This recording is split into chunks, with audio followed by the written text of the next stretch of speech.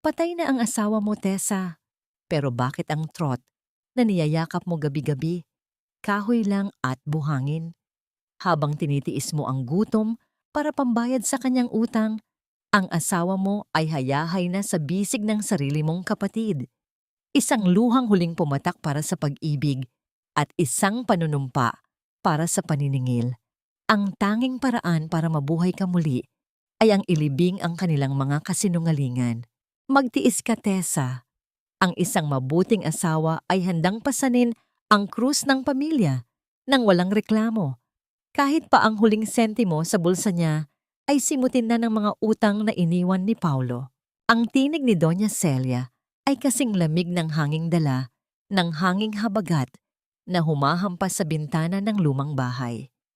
Nakatayo si Tessa sa gitna ng sala. Basang-basa ang laylayan ng kanyang kupas na duster at nanginginig ang mga kamay habang yakap-yakap ang kulay abuhing urn na naglalaman ng labi ng kanyang asawa. Ang bawat patak ng tubig mula sa kanyang buhok ay tila nagmamarka ng bawat segundo ng kanyang pagdurusa. Sa bawat gabi na iginugol niya sa pagbabalot ng libu-libong suman sa ilalim ng aandap-andap na ilaw ng kanilang kusina sa Pampanga, ang tanging nagpapatatag sa kanya ay ang isiping ginagawa niya ito para sa karangalan ng lalaking minahal niya ng higit sa kanyang sarili. Ang bigat ng seramikang sisidlan sa kanyang mga bisig ay tila lalong bumibigat sa bawat hakbang. Isang buwan na ang nakalilipas mula nang ibalita sa kanya ang kalunos-lunos na aksidenteng kumuha sa buhay ni Paulo. Ngunit ang hapdi ay kasing sariwa pa rin ng sugat na ayaw maghilom. Ma, naibenta ko na po ang huling piraso ng alahas na ibinigay sa akin ni Inay. Mahinang tugon ni Tessa. Ang kanyang boses ay bahagyang pumiyok dahil sa pagod at gutom. Wala na po akong mailalabas na pera para sa huling bayad sa ospital. Iyon na po ang pambili ko sana ng bigas para sa susunod na linggo. Aman bombahan ko ba eh. Isang matalim na tingin ang ibinigay sa kanya ng biyenan. At gusto mong palabasin na pinababaya ko ang anak ko? Kung hindi dahil sa katamaran mo sa pag-aalaga sa kanya, hindi siya mapipilitang magtrabaho ng husto hanggang sa maaksidente siya. Ang utang na loob mo sa pamilyang ito ay hindi mababayaran ng kahit ilang libong suman, Tessa. Ang bawat salita ni Doña Celia ay tila mga karayom na tumutusok sa kanyang pagkatao. Humigpit ang kapit ni Tessa sa urn. Naramdaman niya ang magaspang na tekstura nito sa kanyang palad, ang tanging bagay na nag-uugnay sa kanyang asawa. Sa gitna ng kanyang kalituhan at pighati, isang kakaibang abiso mula sa kanyang lumang telepono ang naghatid ng isang mensaheng hindi niya inaasahan. Isang larawan mula sa isang hindi kilalang numero ang dahan-dahang bumukas sa screen. Ang mundo ni Tessa ay tila tumigil sa pag-ikot.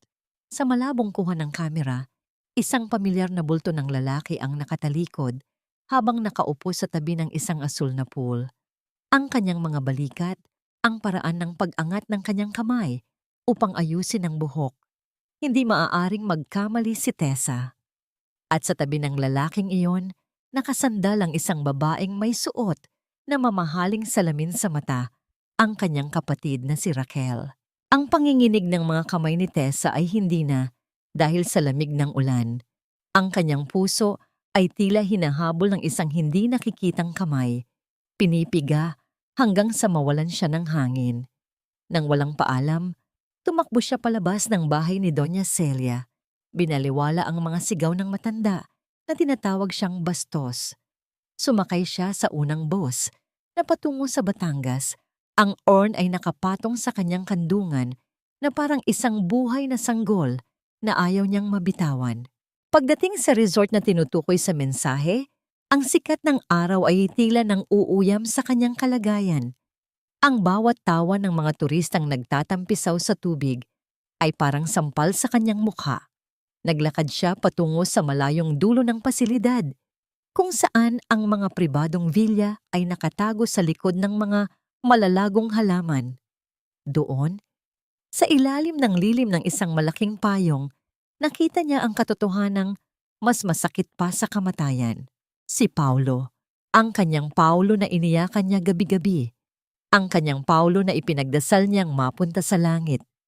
Naroon ito, suot ang isang mamahaling puting polo shirt at tumatawa habang sinusubuan ng prutas ni Raquel. Ang kanyang kapatid, ang dugo ng kanyang dugo, ay nakahilig sa dibdib ng lalaking akala ni Tessa ay abo na. Ang bawat sakripisyo, ang bawat sugat sa kanyang kamay mula sa paggawa ng kakanin, ang bawat gabing hindi siya kumain upang may maipadala lamang na pera para sa kunwaring bayad sa punerarya. Lahat ng yon ay nagmistulang isang malaking biro. Isang pagsusuka ng emosyon ng humugot mula sa kaibuturan ng kanyang bituka. Nang maramdaman ni Paulo ang isang presensyang nakatitig sa kanya, dahan-dahan itong lumingon. Ang mga mata nito ay hindi nagpakita ng takot, kundi ng isang malamig at mapangaping pagkilala. "Nandito ka na rin lang, Tessa," sabi ni Paulo. Ang boses nito ay walang bahid ng pagsisisi. "Sana ay dinala mo na rin ang mga papeles na kailangan kong pirmahan para sa insurance. Ayoko nang magpanggap na patay para lang sa isang babaeng hindi marunong mag-ayos ng sarili." Ang huling hibla ng katatagan ni Tessa ay tuluyang naputol. Ang kanyang mga kamay, na tila nawalan na ng pakiramdam, ay bumitaw.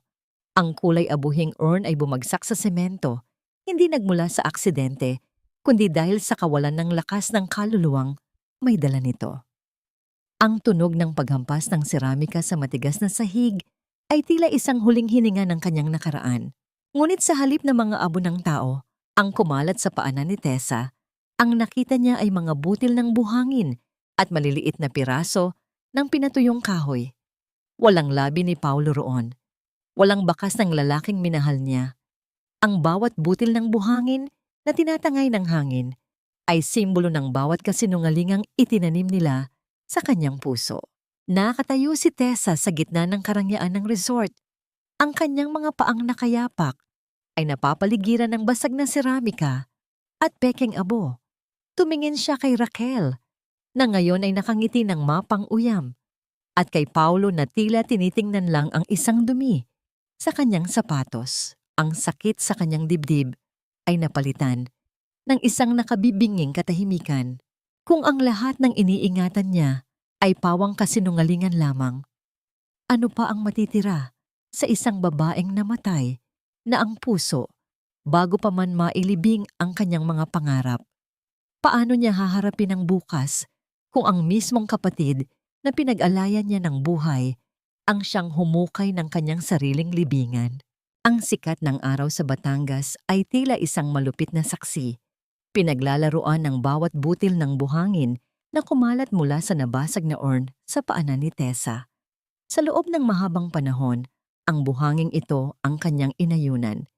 Kinausap sa gabi at niyakap ng mahigpit sa ilalim ng malamig na kumot sa pag-aakalang ito ang huling alaala ng kanyang kabiyak.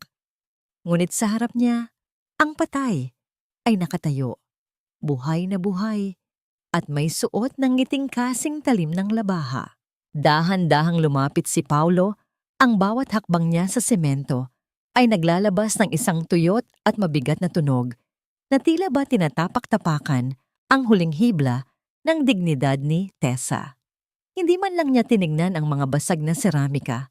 Sa halip, ang kanyang mga mata ay nanatiling nakatitig sa namumutlang mukha ng kanyang asawa. "Ano ba ang iniisip mo, Tessa? Bakit kailangan mo pang mag-eskandalo rito?" Ang tanong ni Paulo, ang boses niya ay walang bahid ng pagmamahal, kundi puno ng pagkabagot. "Paulo, buhay ka." Ang tanging lumabas sa tuyot na labi ni Tessa. Ang kanyang boses ay parang isang kalansing ng basag na baso, mahihina at nanginginig. Ang kanyang puso ay tila isang ibon na pilit kumakawala sa kanyang dibdib. Hinahampas ang kanyang mga balahibo sa mga rehas ng kanyang tadyang hanggang sa ito ay dumanak ng dugo sa loob.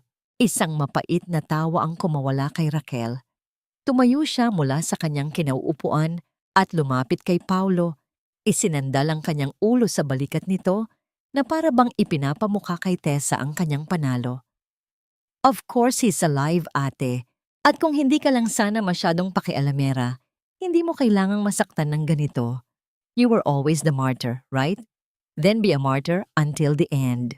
Sa sandaling iyon, ang paningin ni Tessa ay natuon sa mga tainga ni Raquel. Ang sikat ng araw ay tumama sa isang pares ng gintong hikaw na may hugis ng maliliit na rosas. Ang kanyang hininga ay tila tumigil. Iyon ang mga hikaw na ibinigay sa kanya ng kanilang ina bago ito pumanaw. Ang huling kayamanan na akala ni Tessa ay naisanglanan niya para pambayad sa kunwaring operasyon ni Paulo sa puso. Naramdaman ni Tessa ang isang malamig na agos ng pighati na dumadaloy sa kanyang mga ugat. Ang lahat ng kanyang pagtitiis, ang bawat patak ng pawis sa paggawa ng suman, ay ginamit lang pala para palamutian ng kapatid na kumakatay sa kanyang kaluluwa. Bakit, Paulo? Bakit kailangang ganito? Ang tanong ni Tessa. Ang bawat salita ay may kasamang luhang ayaw pumatak dahil sa tindi ng galit. Ipinagbenta ko ang lahat. Nagmakaawa ako sa mga kapitbahay. Hinarap ko ang pangungutya ng nanay mo dahil sa kahirapan ko. Lahat iyon para mailigtas ka. Humakbang muli si Paulo. Hinawakan niya ang panga ni Tessa nang may puwersa na hindi nasasaktan ang balat, ngunit sapat na para iparamdam ang kanyang kapangyarihan. Iyon na nga ang problema, Tessa. Ang kahirapan mo. Ang amoy ng usok at malagkit na kanin na lagi mong dala tuwing gabi. Akala mo ba, sapat na ang pagiging mabuti para sumaya ako? Masasakal ka rin kung ang tanging nakikita mo sa hinaharap ay ang pagkayod hanggang sa mamatay ka sa hirap. Binitawan niya ang mukha ni Tessa na para bang nadidiri. Kumuha siya ng isang baso ng mamahaling alak mula sa mesa at dahan-dahang ininom ito. Ang tunog ng likidong dumadaloy sa kanyang lalamunan ay tila isang pang-uuyam sa uhaw ni Tessa para sa katarungan. Ginawa ko ito para sa pamilya, para makaalis tayo sa putikan, pero nakita ko na kay Raquel, mas madali ang lahat. She has the vision, Tessa, not just the sacrifice. Ang bawat salita ni Paulo ay isang uri ng gaslighting na unti-unting lumulunod sa kaisipan ni Tessa. Pinapalabas nitong siya ang may kasalanan, na ang kanyang pagiging mahirap ang nagtulak kay Paulo sa ganitong uri ng kasamaan. Ngunit sa kaibuturan ng kanyang pagkatao, isang maliit na apoy ng paghihimagsik ang nagsimulang magliyab. Hindi ko ito palalagpasin, bulong ni Tessa. Ang kanyang mga kamao ay nakakuyom hanggang sa bumaon ang kanyang mga kuko sa kanyang palad. Isusumbong ko kayo. Ang insurance, ang pagpapanggap na ito, mabubulok kayo sa kulungan. Ang malakas na tawa ni Paulo ay pumuno sa bakanteng espasyo ng villa. Lumapit siyang muli, ang kanyang mukha ay ilang pulgada na lang mula sa mukha ni Tessa at ang kanyang hininga ay amoy alak at panganib. Sige, subukan mo, Tessa. Pero tandaan mo ito, ang lahat ng dokumento para sa insurance ay may pirma mo. Ikaw ang asawa. Ikaw ang nakinabang sa unang bahagi ng pera na ibinayad sa mga utang mo. Kapag nagsalita ka, hindi lang ako ang babagsak. Ikasasama mo ang sarili mo, si Raquel at pati ang nanay ko.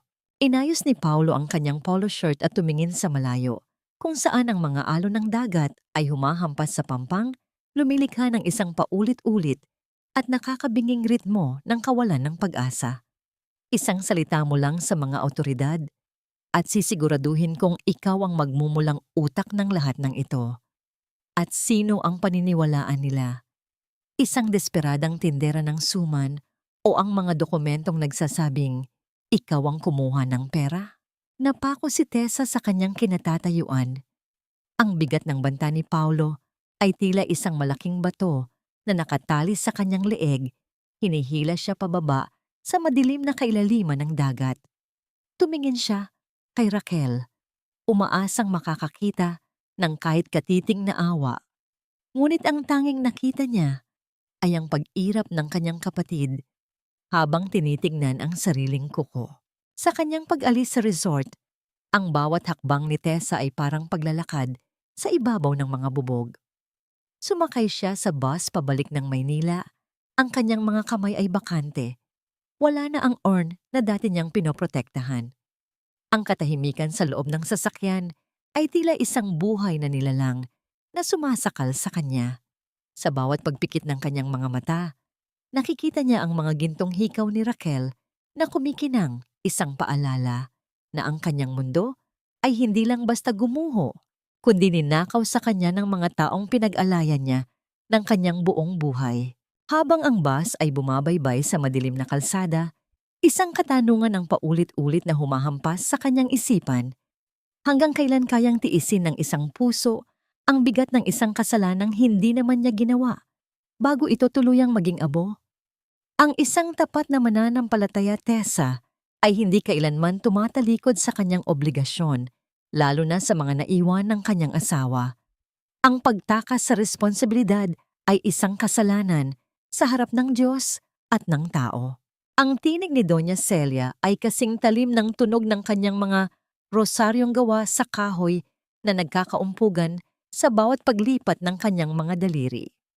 Nakaupo siya sa kanyang paboritong silya sa dulo ng sala. Ang tanging liwanag ay nagmumula sa mga kandilang nakapalibot sa altar ng pamilya Enriquez. Ang bawat anino sa dingding ay tila mga higanting humuhusga sa pagkatao ni Tessa.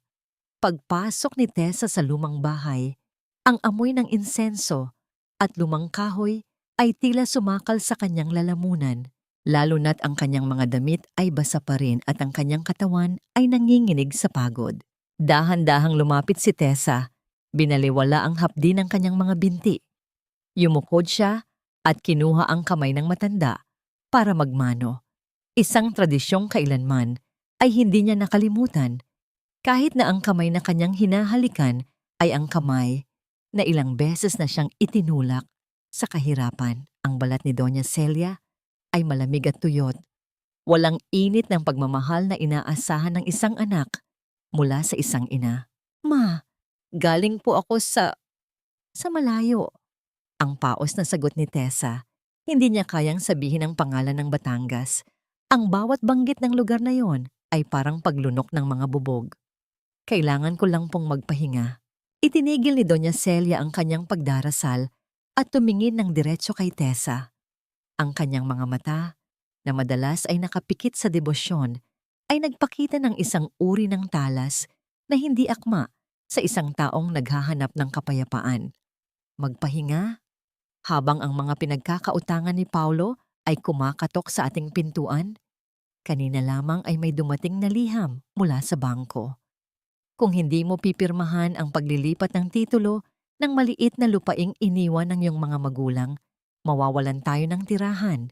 Tessa, gusto mo bang lumabas sa kalsada ang iyong biyenan? Isang malakas na pintig ang naramdaman ni Tessa sa kanyang sentido. Ang lupaing iyon ang huling alaala ng kanyang ama at ina. Ang tanging bagay na nagpapatunay na mayroon siyang pinanggalingan. "Pero ma, iyon na lang po ang mayroon ako. Iyon ang pangarap namin ni Paulo na tayuan ng sariling bahay balang araw." Tumayo si Doña Celia. Ang kanyang mahabang saya ay lumikha ng isang mahina at swishing na tunog sa sahig. "Pangarap! Patay na si Paulo, Tessa. Ang mga pangarap ay para sa mga buhay. Ang mga utang ay para sa mga naiwan. Huwag kang maging makasarili. Ang utang na loob mo sa pamilyang ito dahil sa pagtanggap sa'yo sa kabila ng iyong katayuan sa buhay ay sapat na dapat para ibigay mo ang lahat." Sa sandaling iyon, ang katahimikan ng bahay ay tila nabasag ng isang kakaibang pagtatanto sa isip ni Tessa. Tiningnan niya ang altar kung saan nakatayo ang isang litrato ni Paulo na may itim na laso. Naalala niya ang tawa ni Paulo sa resort, ang malambot na unan sa villa, at ang mamahaling alak na iniinom nito. Habang siya ay pinipilit na isuko ang huling kayamanan ng kanyang mga magulang para sa utang, Ang asawa niya ay nagpapakasasa sa karangyaan. Alam niyo po ba, Ma? Ang tanong ni Tessa. Ang kanyang boses ay unti-unting lumalakas, hinaluan ng isang pait na hindi na niya kayang itago. Alam niyo po ba na ang tro na binabantayan natin dito sa altar ay hindi abo ni Paulo? Na ang asawa ko ay hindi kailanman namatay. Ang mukha ni Doña Celia ay hindi nagpakita ng pagkagulat. Sa halip, ang kanyang mga labi ay kumitid sa isang mapang uyam na linya. Walang bakas ng luha, walang bakas ng pagkalito. Ang isang matalinong asawa, Tessa, ay marunong tumahimik para sa ikabubuti ng pamilya. Ang katotohanan ay hindi nakakapagpakain ng gutom na tiyan.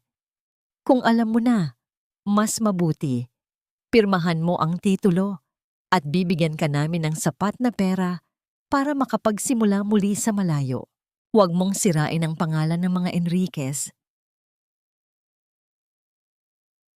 Ang bawat salita ng matanda ay tila isang kumpirmasyon na ang buong pamilyang ito ay isang malaking bitag. Ang kabanalan ni Doña Celia ay isa lamang maskara para itago ang isang pusong kasing itim ng gabi.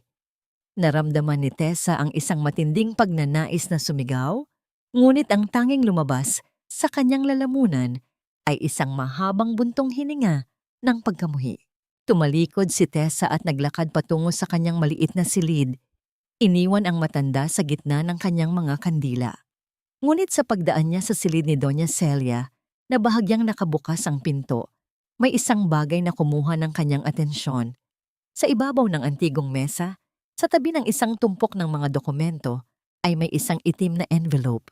Dahan-dahan, sa takot na marinig ng kanyang biyenan, ay kinuha niya ito. Walang anumang nakasulat sa labas, kundi isang tuyot na selyo ng isang kilalang law firm. Sa loob, nakita niya ang isang pangalan na nakatinta sa ginto, Attorney Mateo Javier.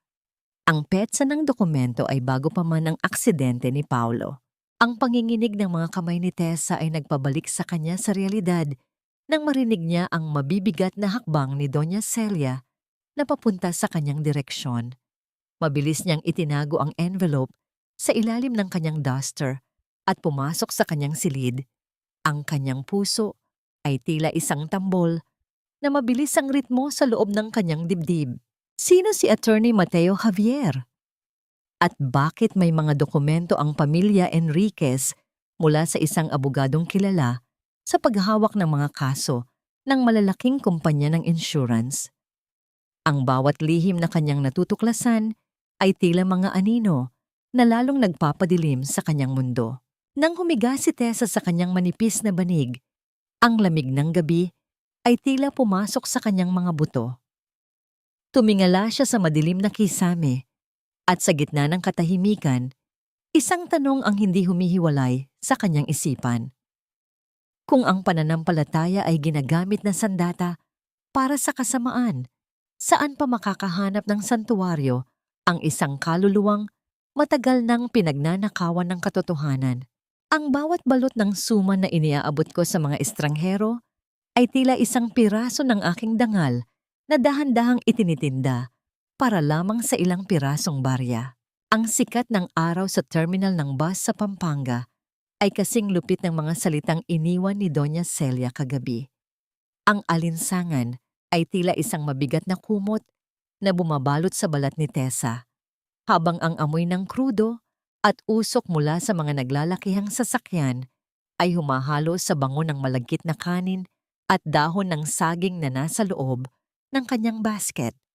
Ang kanyang mga kamay ay nanginginig, hindi dahil sa bigat ng kanyang dala, kundi dahil sa gutom at sa bigat ng lihim na nakatago sa ilalim ng kanyang duster, ang itim na envelope na nakuha niya mula sa silid ng kanyang biyanan. Sa gitna ng ingay ng mga konduktor na sumisigaw ng iba't ibang destinasyon at ang paulit-ulit na tunog ng mga makina ng bus na tila humihingal sa pagod, nanatiling tahimik si Tessa sa isang sulok. Ang kanyang paningin ay nakatuon sa bawat taong dumadaan, naghahanap ng isang mukha na hindi niya kilala, Ngunit tila alam ang kanyang buong pagkatao. Sino si Mateo Javier? Bakit ang pangalan ng isang tanyag na abogado ay nakaugnay sa isang pamilyang sadyang ibinabaon siya sa putikan? Isang itim na sasakyan ang dahan-dahang huminto sa tapat ng terminal. Ang makintab nitong pintura ay tila isang salamin na nagpapakita ng marusing na anyo ni Tessa. Bumaba mula rito ang isang lalaking nakasuot ng plansadong polo shirt. Ang kanyang tindig ay formal at ang kanyang mukha ay kasing tigas ng marmol. Naglakad siya patungo sa kinaroroonan ni Tessa, hindi dahil sa nais nitong bumili, kundi dahil sa isang layuning tila na katadhana. "Suman, sir. Mainit pa po." Ang mahinang alok ni Tessa, ang kanyang boses ay tila isang pagbulong sa gitna ng kaguluhan. Inangat niya ang takip ng kanyang basket at ang usok na lumabas mula rito ay nagdala ng isang simpleng bango na pansamantalang nagpatahimik sa paligid. Tumigil ang lalaki sa harap niya. Tiningnan nito ang mga kamay ni Tessa, ang mga kalyo sa kanyang palad, ang mga sugat na dulot ng matatalas na gilid ng dahon ng saging, at ang panginginig na hindi maikubli. "Hindi lang suman ang dala mo sa basket na yan, hindi ba?" Ang tanong ng lalaki. Ang kanyang boses ay malalim at may awtoridad na tila kayang basahin ng mga anino sa isip ni Tessa. Naramdaman ni Tessa ang isang malamig na kuryente na dumaloy sa kanyang likuran. "Ano po ang ibig ninyong sabihin?" "I'm Mateo Javier," ang maikling pagpapakilala nito. Walang ngiti sa kanyang mga labi at ang kanyang mga mata ay nagpapakita ng isang uri ng sakit na pamilyar kay Tessa. Isang sugat na hindi nagmula sa balat, kundi sa isang pagtatraydor na nabaon na sa nakaraan. "I know who you are, Mrs. Enriquez." O dapat ko bang sabihing ang gwardyana ng isang bakanteng ataol? Ang hininga ni Tessa ay tila naputol. Ang pangalan ni Paulo at ang katotohanan ng urn ay tila isang sumpa na muling bumuhay sa kanyang harapan. Gusto niyang tumakbo, gusto niyang magtago sa likod ng mga naglalakihang bus, ngunit ang kanyang mga paa ay tila nakabaon na sa semento. Dahan-dahan niyang inilabas ang itim na envelope mula sa kanyang bulsa at ipinakita ito sa abogado. Kinuha ni Mateo ang envelope. Ang kanyang mga daliri ay bahagyang dumampi sa nanginginig na kamay ni Tessa. Sa sandaling iyon, ang init ng balat nito ay nagbigay ng isang kakaibang pakiramdam kay Tessa. Hindi ito ang init ng pagnanasa, kundi ang init ng isang taong nakakaintindi sa lamig ng kawalang katarungan. Ang asawa ko, ang pamilya niya, bakit nasa kanila ang dokumentong ito? Ang paos na tanong ni Tessa. Tumingin si Mateo sa paligid, sinisigurado na walang nakikinig sa kanilang usapan. Dahil ang pamilya Enriquez ay bahagi ng isang mas malaking laro, Tessa. Isang laro kung saan ang mga taong tulad mo ay ginagawang pambayad sa mga kasalanang hindi mo naman ginawa. Ang asawa ko ay namatay din sa isang aksidente na katulad ng kay Paulo. Pero ang kaibahan, ako ang biktima ng insurance fraud na sila rin ang may gawa. Ang bawat salita ni Mateo ay tila isang kulog na nagpabukas sa madilim na langit ng kaisipan ni Tessa. Hindi lang siya nag-iisa. May iba pang mga buhay na winasak ng kasakiman ni na Paulo at Doña Celia. Naramdaman ni Tessa ang isang bigat sa kanyang dibdib. Ang bawat hininga niya ay tila isang paghukay sa isang malalim na balon ng pighati. "Tulungan mo ako," bulong ni Tessa. Ang kanyang mga mata ay nagsimulang mapuno ng luha na matagal na niyang pinipigilan. "Wala na akong ibang matatakbuhan. Ang kapatid ko, ang biyenan ko, lahat sila ay tinalikuran ako." Kumuha si Mateo ng isang pirasong suman mula sa basket ni Tessa at inabutan siya ng isang puting panyo. Ang kilos na ito ay simple, ngunit para kay Tessa, ito ang unang pagkakataon sa loob ng mahabang panahon na naramdaman niyang siya ay isang tao at hindi lamang isang kasangkapan. Ang katarungan ay hindi dumarating sa mga taong umiiyak lang, Tessa. Dumarating ito sa mga taong handang sumunog sa sarili nilang bahay para lang malantad ang mga anino sa loob. Habang kumakain si Mateo ng suman, ang katahimikan sa pagitan nilang dalawa ay tila isang pangako. Ngunit sa gitna ng kanilang pag-uusap, isang anino ang dahan-dahang lumapit sa kanila mula sa likuran ng isang nakaparadang bus. Isang lalaking nakasuot ng jacket na may takipang ulo ang tumitig sa kanila ng matagal bago mabilis na lumayo. Ang bawat hakbang nito ay tila nag-iiwan ng isang mensahe ng panganib. Mag-ingat ka, ang huling babala ni Mateo bago ito muling sumakay sa kanyang sasakyan. Ang mga patay na bumabalik sa buhay ay hindi natatakot pumatay muli para manatiling lihim ang kanilang pagbangon. Naiwan si Tessa sa gitna ng terminal. Ang panyo ni Mateo ay mahigpit niyang hawak sa kanyang palad. Tumingala siya sa langit at sa gitna ng tirik na araw, naramdaman niya ang isang kakaibang lamig.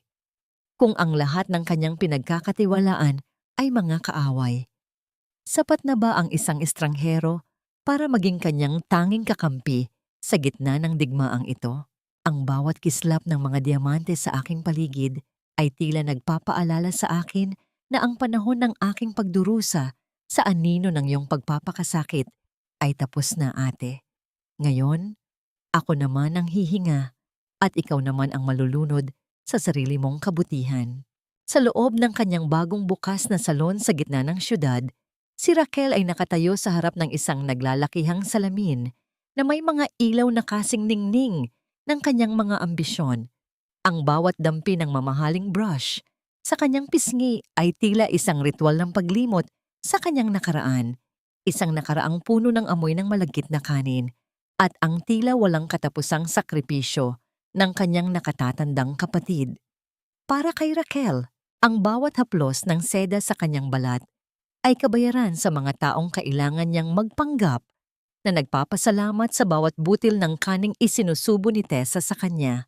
Nang bumukas ang pinto ng salon, ang malamig na hangin mula sa labas ay nagdala ng amoy ng ulan at usok ng terminal, isang amoy na agad na nagpakunot sa ilong ni Raquel. Sa pamamagitan ng salamin, nakita niya ang refleksyon ni Tessa, marusing, pagod, at tila dala-dala ang buong bigat ng mundo sa kanyang mga balikat. Isang matalim na pait ang gumuhit sa dibdib ni Raquel, hindi dahil sa awa, kundi dahil sa pagkadiri sa katotohanang nagmula sila sa iisang sinapupunan. Ate, look at you. Ang dumi-dumi mo. Ang bungad ni Raquel. Ang kanyang tinig ay kasing tamis ng asukal, ngunit may talim ng isang nakatagong patalim. Hindi man lang siya lumingon. Sa halip ay ipinagpatuloy ang pag-aayos sa kanyang buhok. Bakit kailangan mong pumunta rito nang ganyan ang itsura? Baka isipin ng mga kliyente ko na may pulubi akong kamag-anak. Nanatiling nakatayo si Tessa sa gitna ng makintab na sahig. Ang kanyang mga kamay ay nakakuyom sa gilid ng kanyang kupas na duster. Tinitigan niya ang kanyang kapatid. Ang batang dati ay pinupunasan niya ng dumi sa muka. Ang kapatid na pinag-aral niya sa pamamagitan ng paglalako ng suman sa ilalim ng init at ulan. Raquel, ang mga hikaw na yan. Ang mga hikaw ni inay. Paano mo nasikmurang isuot yan habang alam mong bawat sentimo niyan ay galing sa pagtatraydor niyo sa akin? Isang mahaba at mapang-uyam na buntong hininga ang kumawala kay Raquel. Dahan-dahan siyang humarap kay Tessa. Ang kanyang mga mata ay walang bakas ng pagsisisi, kundi puno ng matagal ng kinimkim na galit. Utang na loob, ate. Huwag mo na namang gamitin ang linyang yan. Pagod na ako sa pagiging mabuting kapatid mo. Ang totoo, nakakasakal ang kabutihan mo. Tuwing titingnan kita, naaalala ko kung gaano tayo kahirap, kung gaano kabaho ang buhay natin sa Pampanga. I chose to survive. I chose Paulo because he could give me the life you could never give yourself. Humakbang si Raquel palapit kay Tessa. Ang tunog ng kanyang mamahaling sapatos sa sahig ay tila bawat pintig ng isang pusong tumigas na sa ambisyon. Inangat niya ang kanyang kamay at hinawakan ang magaspang at kalyadong kamay ni Tessa. Look at your hands, ate. Magaspang, maitim, at puno ng kalyo. At tignan mo ang sa akin. Malambot, maputi, at mabango. This is the difference between us. You chose to be a martyr, I chose to be a queen. Kaya wag mong isumbat sa akin ang mga hikaw na ito. Kabayaran lang ito sa lahat ng taong kailangan kong tiisin ang pagiging anino mo. Ang bawat salita ni Raquel ay tila isang latay na humahampas sa kaluluwa ni Tessa. Hindi niya akalain na ang pagmamahal na ibinigay niya ay ituturing na isang hawla ng kanyang kapatid. Ang sakit ay tila isang malalim na sugat na muling binuksan at nilagyan ng asin. Raquel, kapatid kita, paano mo nagawang makuha ang asawa ko? Because he never loved you, ate. Ang malamig na sagot ni Raquel habang tinatanggal ang pagkakahawak sa kamay ni Tessa na para bang nadidiri. He only used you because you were the perfect servant. Isang taong hindi magtatanong, isang taong susunod sa lahat ng gusto niya dahil sa pag-ibig. Pero sa akin, nakahanap siya ng kapantay. Nakahanap siya ng taong kayang sumama sa kanya sa rurok ng tagumpay. Hindi yung taong lulunod sa kanya sa suman at hirap. Sa gitna ng kanilang tensyon, ang telepono ni Raquel na nakapatong sa mesa ay umilaw. Nagpapakita ng isang mensahe mula kay Paulo. Isang lihim ng ngiti ang sumilay sa labi ni Raquel na tila ba isang laso na dahan-dahang kumakalat. Ngunit bago pa man makapagsalita muli si Tessa, isang aksidenteng pagkilos ang naganap. Isang maliit na recorder na nakatago sa bulsa ni Tessa ang bahagyang sumilip nang siya ay gumalaw para punasan ang kanyang luha. Ang talas ng mata ni Raquel ay agad na nakapansin sa bagay na yon. Ang kanyang nangiti ay biglang naglaho at napalitan ng isang mapanganib na ningning sa kanyang mga mata. Ang katahimikan sa loob ng salon ay naging kasing bigat ng isang paparating na bagyo, kung saan ang tanging maririnig ay ang mabilis na paghinga ng dalawang magkapatid na ngayon ay ganap ng magkaaway. Ano yan, ate? Ang tanong ni Raquel. Ang kanyang boses ay bumaba sa isang tonong nagbabanta. Nag-iimbestiga ka na ba? Akala mo ba makukuha mo kaming pabagsakin gamit ang mga murang laruan na yan? Napaatras si Tessa. Ang kanyang puso ay tila isang tambol na mabilis ang tibay sa loob ng kanyang dibdib. Sa unang pagkakataon, nakita niya ang tunay na mukha ng kanyang kapatid, isang maskara ng kagandahan na nagtatago ng isang halimaw ng kasakiman. Hindi na ito ang Raquel na inalagaan niya. Ito ay isang estrangherong handang pumatay para sa kanyang kinang. Wala kang alam, Raquel.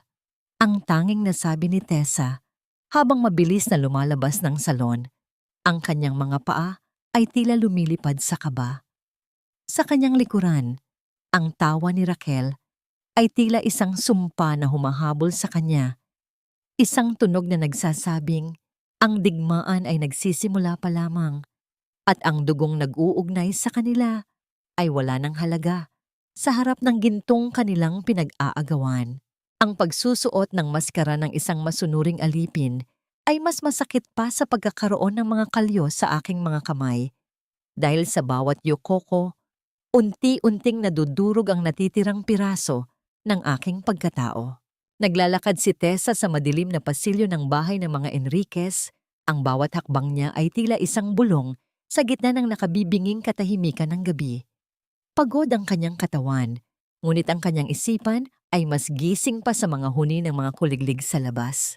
Bitbit niya ang isang tray ng mainit na tsaa. Ang usok nito ay dahan-dahang sumasayaw sa hangin. Tila ba naghahanap din ng labasan mula sa bahay na punong-puno ng mga lihim. Nadatnan niya si Doña Celia sa sala, nakaupo sa kanyang selyang yari sa nara. Ang kanyang mga mata ay nakapikit habang ang kanyang mga daliri ay walang tigil sa paghimas sa kanyang mga rosaryo. Ang tunog ng mga butil ng kahoy na nagtatamaan ay tila isang orasan na bumibilang sa bawat segundong natitira bago sumabog ang lahat. Ma, Heto na po ang tiyaan ninyo, ang mahinang saad ni Tessa. Ang kanyang boses ay walang bakas ng galit. Kasing lambot ng telang ginamit niya sa pagbabalot ng suman. Isang perpektong balat kayo. Pasensya na po kayo sa inasal ko noong nakaraang araw. Masyado lang po akong nabigla sa lahat. Dahan-dahang iminulat ni Doña Celia ang kanyang mga mata. Ang talim ng kanyang titig ay tila sinusubukang hiwain ang bawat emosyon sa mukha ni Tessa. Nang makita ang tila pagsuko sa mga mata ng dambana, dahan-dahang lumambot ang kanyang anyo. Hindi dahil sa awa, kundi dahil sa kasiyahan na muli niyang nakuha ang kontrol. Mabuti at natauhan ka na, Tessa. Ang pagre-rebelde ay walang maidudulot na mabuti. Inumin mo rin ang iyong tsaa at magpahinga na. Marami pa tayong gagawin para maayos ang mga papeles ni Paulo. Tumango si Tessa at lumuhod sa paanan ng altar para maglinis, isang gawain na ginagawa niya gabi-gabi. Ngunit sa ilalim ng kanyang malapad na palda, maingat niyang inilabas ang isang maliit na digital recorder na ibinigay sa kanya ni Mateo. Sa gitna ng kanyang pagpupunas sa mga imahen ng mga santo, isinuksok niya ito sa likod ng malaking krusipisyo, sa isang sulok na hindi kailanman dinadapuan ng paningin ni Doña Celia. Ang bawat pintig ng puso ni Tessa ay tila sumasabay sa ritmo ng kanyang pagpupunas. Ang pag-iyak niya sa harap ng altar ay totoo. Umiiyak siya para sa kanyang sarili, para sa kanyang mga magulang, at para sa lalaking akala niya ay kanyang sandigan. Ang kanyang mga luha ay pumatak sa malamig na marmol ng altar, lumilikha ng maliliit na marka na agad ding natuyo sa init ng mga kandila. Ang bawat hikbi ay isang paraan para hindi paghinalaan ang kanyang mga kilos. Sino nga ba ang maghihinala sa isang gabi ng taimtim na panalangin ng isang gulugulong byuda? Nang masigurong nakatulog na ang matanda sa loob ng silid nito, dahan-dahang tumayo si Tessa. Ang bawat hibla ng kanyang kalamnan ay tila sumisigaw sa kaba. Alam niyang ito na ang pagkakataon niya. Habang ang buwan ay bahagyang nagtatago sa likod ng mga ulap, pumasok si Tessa sa silid ni Doña Celia. Ang amoy ng langis at lumang damit ay tila lalong nagpabigat sa hangin. Dahan-dahan siyang lumuhod sa tabi ng malaking kama. Ang kanyang mga daliri ay dahan-dahang nangangapa sa ilalim ng madilim na espasyo. Naramdaman niya ang alikabok at ang lamig ng sahig, hanggang sa ang kanyang mga kuko ay sumabit sa isang matigas at metal na bagay. Ang kanyang hininga ay tila tumigil. Isang lumang susi. Ang susing ito ay may kakaibang hugis, puno ng mga ukit na hindi pangkaraniwan. Naalala ni Tessa ang narinig niyang usapan ni na Paulo at Raquel tungkol sa isang bakanteng ataul na pinaglagakan daw ng mga ebidensya bago ang kunwaring kremasyon.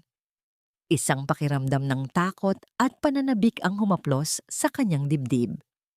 Ang susing ito ang maaring magbukas sa pinto ng katotohanan o di kaya'y maging susi sa kanyang sariling kapahamakan. Ngunit bago pa man niya mahawakan ng maayos ang susi, narinig niya ang paggalaw ng kama sa kanyang itaas. Ang tunog ng pag-unat ni Doña Celia at ang mahinang pag-ubo nito ay tila isang kulog sa gitna ng katahimikan. Napako si Tessa sa kanyang kinaroroonan. Ang kanyang kamay ay nakabaon pa rin sa ilalim ng kama, habang ang kanyang puso ay tila gustong tumalon palabas ng kanyang lalamunan. Kung lilingon ang matanda sa ibaba, wala nang kawala si Tessa. Ang bawat segundo ay tila isang taon sa kanyang pakiramdam. Ang liwanag ng buwan na tumatagos sa bintana ay tila naglalantad sa kanyang aninong nanginginig sa takot. Paano niya maipaliliwanag ang kanyang presensya sa ilalim ng kama ng kanyang biyenan sa kalaliman ng gabi? Bit-bit ang isang susing hindi dapat sa kanya. Ang haplos ng kamay ng isang estranghero ay minsan mas mainit pa kaysa sa yakap ng asawang ilang taon kang nilunod sa mga kasinungalingan.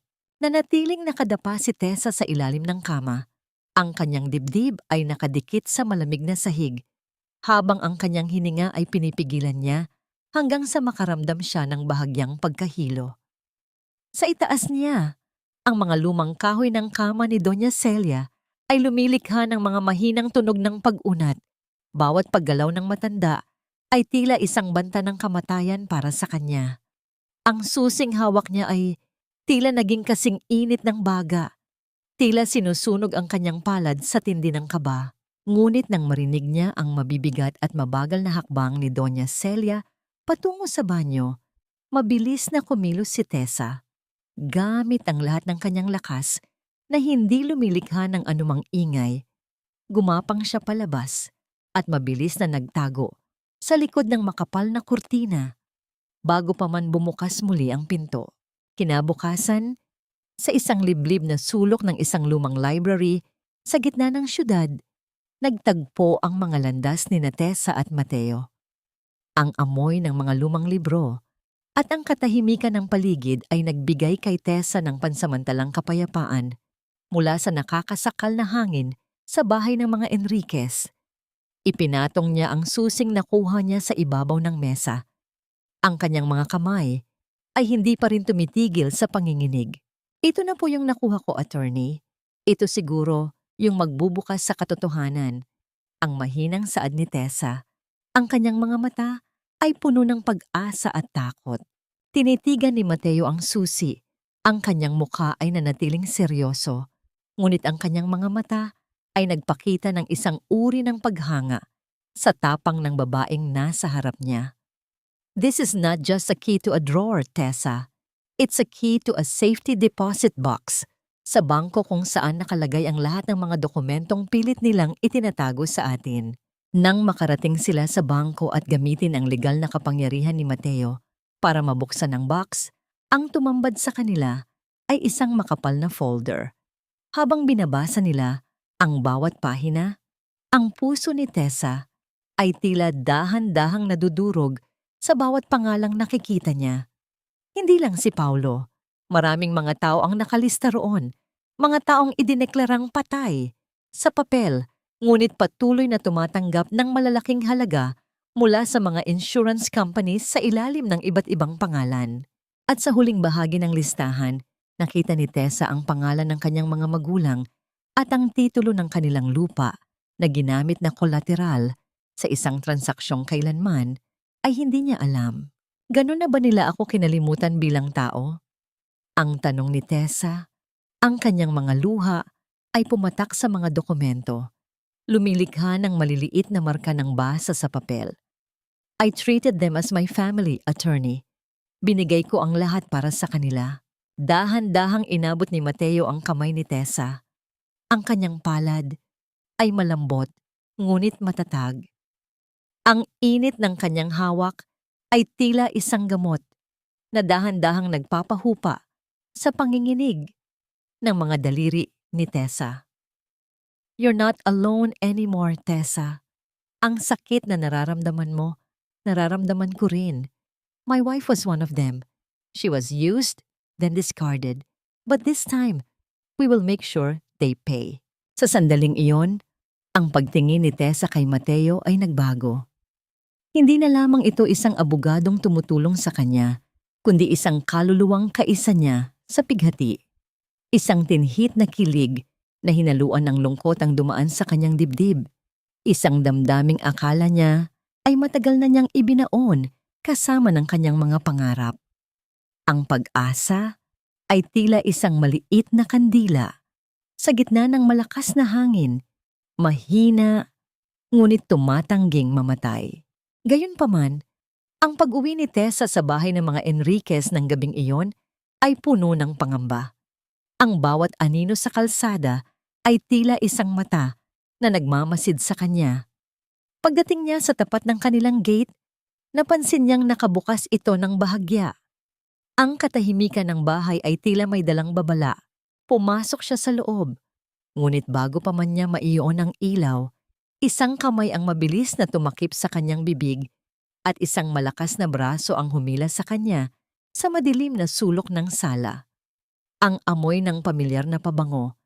Isang amoy na dati ay nagbibigay sa kanya ng seguridad, ngunit ngayon ay nagdadala ng sukdulang takot. Ang pumuno sa kanyang kaisipan. Akala mo ba matatakasan mo ako, Tessa? Ang bulong ng isang boses na kasing lamig ng kamatayan. Hinahanap ko ang susi. Ibigay mo sa akin bago pa maging totoo ang lamay na ipinagdiriwang mo para sa akin. Si Paulo, nakatayo ito sa dilim. Ang kanyang mga mata ay kumikinang sa galit, habang ang hininga nito ay mainit sa leeg ni Tessa. Ang asawa niyang dapat ay nasa hutrokot ay narito, buhay na buhay, at handang pumatay para sa kanyang mga lihim. Ang init ng hininga ni Paulo sa kanyang leeg ay tila isang nagbabagang bakal na unti-unting pumapaso sa balat ni Tessa. Ang kamay na dating humahaplos sa kanya nang may pagmamahal ay naroon ngayon. Mariing nakatakip sa kanyang bibig, sapat na para pigilan ang anumang sigaw, ngunit sapat din para maramdaman niya ang bawat linya ng palad ng lalaking pilit niyang kinalilimutan. Ang amoy ng mamahaling pabango nito, na may halong lansa ng alak at usok ng sigarilyo, ay tila isang lason na sumasakal sa kanyang kaisipan. Dahan-dahang binitiwan ni Paulo ang bibig ni Tessa, ngunit hindi ito lumayo. Nanatili ang kanyang katawan na nakadikit sa likuran ng asawa, isang posisyong dati ay nagbibigay ng init at seguridad kay Tessa tuwing gabi. Ngunit ngayon ay nagdadala ng kilabot na tila ba isang bangkay ang nakayakap sa kanya. Tessa baby, huwag na nating pahirapan ang isa't isa. Ang bulong ni Paulo, ang kanyang boses ay bumalik sa malambing na tonong ginagamit niya noon para makuha ang gusto niya. Ibinigay mo ba kay Mateo ang susi? Huwag mong sabihing nagpaloko ka sa abogadong yon. Hindi sumagot si Tessa. Ang kanyang puso ay tila isang tambol na mabilis ang ritmo sa loob ng kanyang dibdib. Ngunit ang kanyang isipan ay pilit na kumakapit sa mga salita ni Mateo. Naramdaman niya ang kamay ni Paulo na dahan-dahang gumagapang sa kanyang baywang. Tila naghahanap, tila nananakot. Alam mo naman kung gaano kita kamahal, di ba? Pagpapatuloy ni Paulo, ang bawat salita niya ay punong-puno ng gaslighting na tila ba siya pa ang biktima sa sitwasyong ito. Ginagawa ko ito para sa atin, para hindi na tayo magbalot ng suman habang buhay. Ibigay mo na sa akin ang susi at tatakas tayo. Iiwan natin ang lahat, pati si Raquel.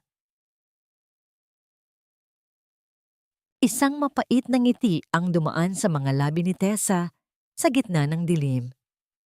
Ang pagbanggit ni Paulo sa pangalan ng kanyang kapatid ay tila isang sampal na nagpagising sa kanyang buong pagkatao. Dahan-dahan siyang humarap, pilit na kumakawala sa pagkakahawak nito. Para sa atin? O para sa sarili mo? Ang paos na tanong ni Tessa. Ang kanyang mga mata ay nanatiling matatag kahit na ang kanyang mga tuhod ay nanginginig sa takot. Ang asawang mahal ako ay hindi ako papipiliin sa pagitan ng aking dangal at ng kanyang mga kasinungalingan. Wala sa akin ang susi, Paulo. At kahit mamatay ako, hindi mo na muling makukuha ang buhay na ninakaw mo sa akin. Ang mukha ni Paulo ay biglang nagbago. Ang malaming na anyo ay naglaho at napalitan ng isang mapanganib na talim sa kanyang mga mata. Hinawakan niya ang magkabilang balikat ni Tessa at mariin itong isinandal sa dingding. Ang tunog ng pagtama ng likod ni Tessa sa matigas na semento ay tila isang babala ng paparating na karahasan. Huwag kang magmalinis, Tessa. Sino sa tingin mo ang papaniwalaan nila? Isang desperadang asawa na nagpapanggap na biyuda para makakuha ng awa. Ang singhal nito, ang kanyang mga ngipin ay nagngangalit sa galit. Ibigay mo sa akin ang dokumento bago pa kita pilitin. Inilapit ni Paulo ang kanyang mukha at sa unang pagkakataon, nakita ni Tessa ang tunay na takot sa mga mata ng kanyang asawa. Hindi ito takot na mawala siya, kundi takot na mabigo sa isang taong mas makapangyarihan sa kanya. May naghihintay sa labas, Tessa. Hindi sila kasing bait ko.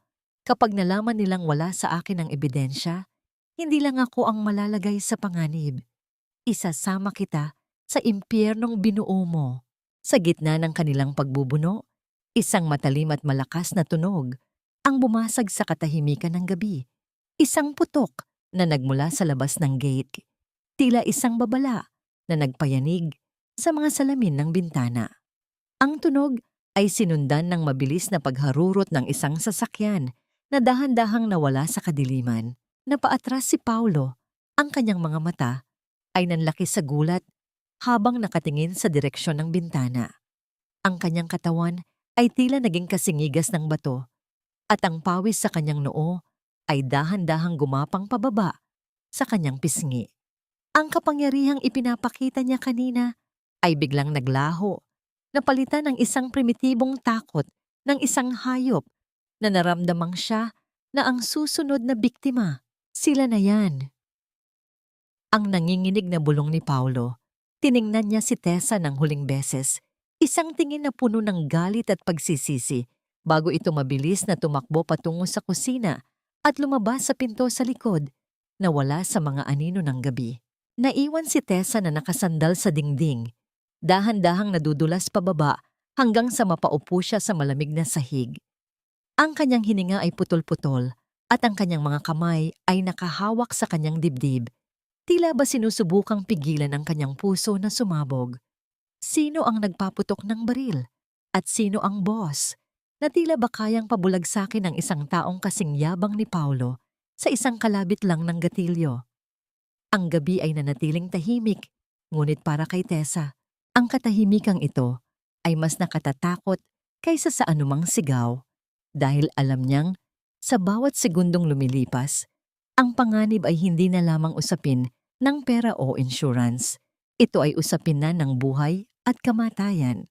Ang bawat hakbang ni Tessa sa pasilyo ng ospital ay tila paglalakad sa isang walang katapusang panaginip, kung saan ang amoy ng alkohol at gamot ay nagpapaalala sa kanya ng bawat gabing niloko siya ng sariling asawa. Ang liwanag ng mga fluorescent lights sa kisame ay tila humuhusga sa kanyang bawat galaw, maputla at malamig. Sa kanyang tabi, ang presensya ni Mateo ay tila isang matatag na haligi, tahimik ngunit puno ng proteksyon. Ang bawat sulyap ng abogado sa kanya ay may kasamang pangako na ang gabi ng paniningil ay nagsisimula na. Nadatnan nila si Dr. Arnaldo sa loob ng kanyang marangyang opisina, malayo sa ingay ng mga pasyenteng nagdurusa sa labas. Ang doktor ay tila kampante, nakasandal sa kanyang swivel chair habang tinitignan ng ilang mga dokumento. Nang bumukas ang pinto ng walang paalam, ang pagkagulat sa kanyang muka ay agad na napalitan ng isang mapang-uyam na ngiti nang makita si Tessa. Mrs. Enriquez, napadpad ka rito. Kung tungkol ito sa bayad sa ospital ni Paulo, huwag kang mag-alala. May mga paraan tayo para maayos iyan. Ang saad ng doktor, ang kanyang boses ay may tonong mapagmalaki na tila ba siya ay isang Diyos na nagbibigay ng pabor. Hindi sumagot si Tessa. Sa halip, dahan-dahan niyang inilapag sa ibabaw ng mesa ang mga pekeng death certificate na nakuha nila mula sa safety deposit box. Ang tunog ng papel na tumama sa makinis na kahoy ay tila isang malakas na hudyat ng pagsuko ng kapayapaan ng doktor. Ang mga mata ni Dr. Arnaldo ay nanlaki at ang kanyang mukha ay dahan-dahang nawalan ng kulay. Tila ba ang lahat ng dugo niya ay dumaloy pababa sa kanyang mga paa. Doctor, alam nating pareho na ang mga pirma rito ay galing sa panulat mo. Ang malamig na panimula ni Mateo.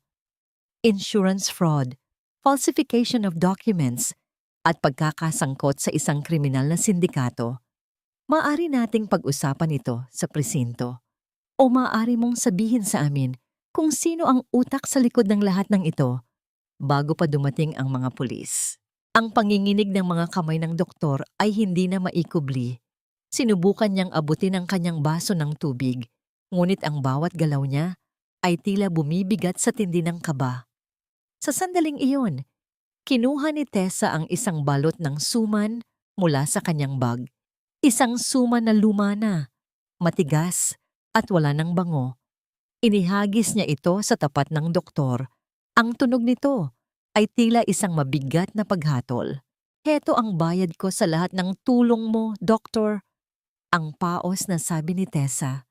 Ang kanyang boses ay puno ng poot na hinaluan ng pagkasuklam. Isang suman para sa bawat kasinungalingang isinulat mo.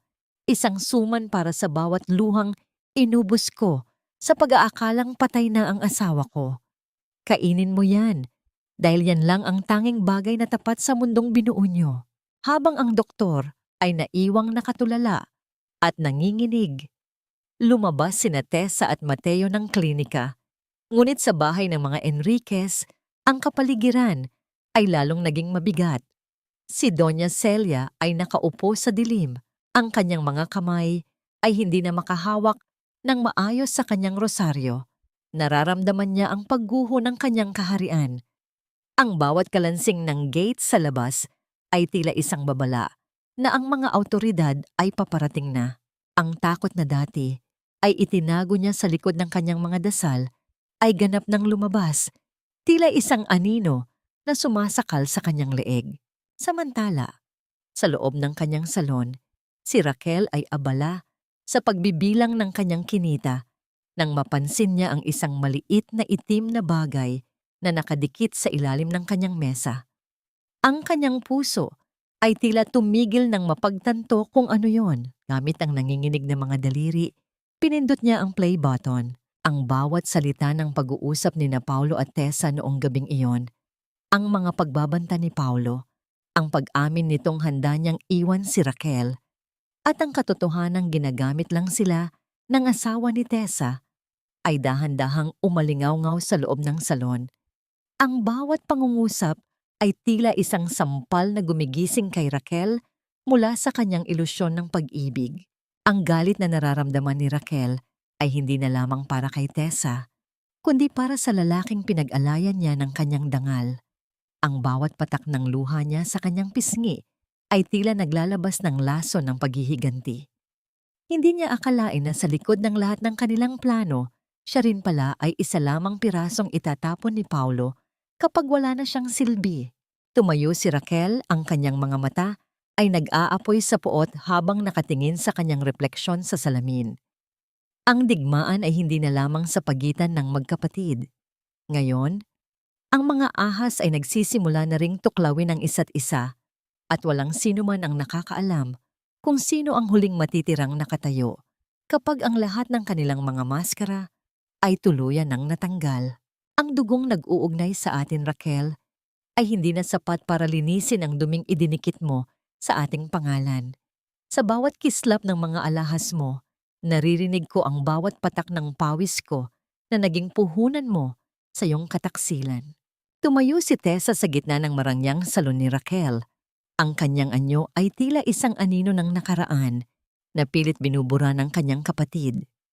Ang amoy ng mga mamahaling pabango at kemikal sa buhok ay tila sumusulasok sa kanyang ilong, ngunit mas masangsang para sa kanya ang amoy ng pagkakanulo na nanunuot sa bawat sulok ng silid na iyon. Nakaupo si Raquel sa harap ng kanyang mesa. Ang mga mata ay namumula at ang kanyang mga daliri ay mariing nakakapit sa maliit na recorder na natagpuan niya. Ang katahimikan sa pagitan nila ay kasing bigat ng isang paparating na dilubyo. Bakit ka pa bumalik dito, ate? Ang tanong ni Raquel. Ang kanyang boses ay paos at puno ng pait. Para ipamukha sa akin na tama ka? Nalolokohin lang ako ni Paulo? You always wanted to be the hero, di ba? Ang dakilang ate na nagsasakripisyo para sa lahat. Dahan-dahang lumapit si Tessa. Ang bawat hakbang niya sa makintab na sahig ay tila isang pagbilang sa mga taong iginugol niya sa pag-aalaga sa kapatid. Hindi ko hiningi na maging bayani, Raquel. Ang tanging ninais ko lang ay makita kang maayos ang buhay.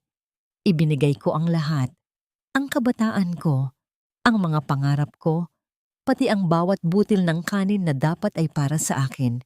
Ibinigay ko sa iyo para lang makapagtapos ka. Isang mapait na tawa ang kumawala sa mga labi ni Raquel. Isang tunog na walang bahid ng saya, kundi puno ng matagal ng kinimkim na inggit. At yun ang problema. Yun ang dahilan kung bakit kita kinamumuhian. Sa bawat suman na ibinalot mo, sa bawat sakripisyo mo, tila ba naglalagay ka ng kadena sa leeg ko? I felt suffocated by your goodness, ate. Gusto kong makahinga. Gusto kong maranasan ng buhay na hindi amoy usok at uling. Paulo gave me that choice. Kaya wag mong isumbat sa akin ang pag-aaral ko. Dahil ang utang na loob na, yan ang siyang pumatay sa pagmamahal ko sa'yo. Naramdaman ni Tessa ang isang matinding hapdi sa kanyang dibdib. Mas masakit pa sa anumang sampal na natanggap niya sa buhay.